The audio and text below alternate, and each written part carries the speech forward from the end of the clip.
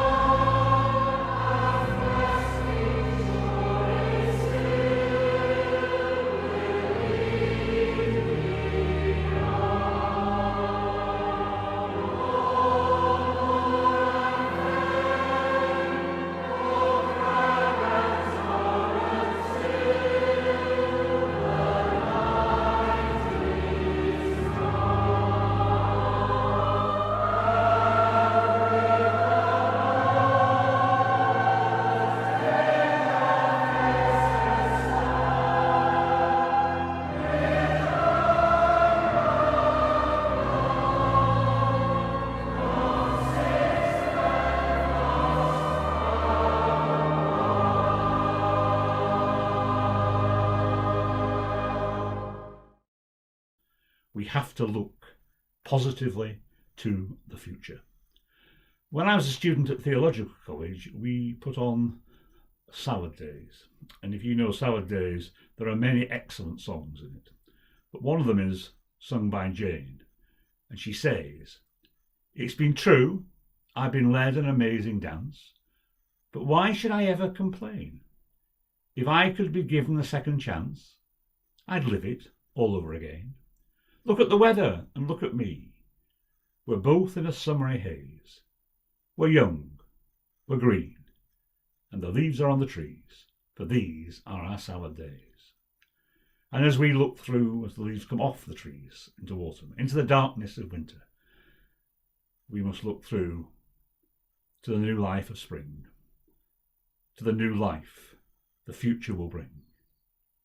The same, though changed, I rise.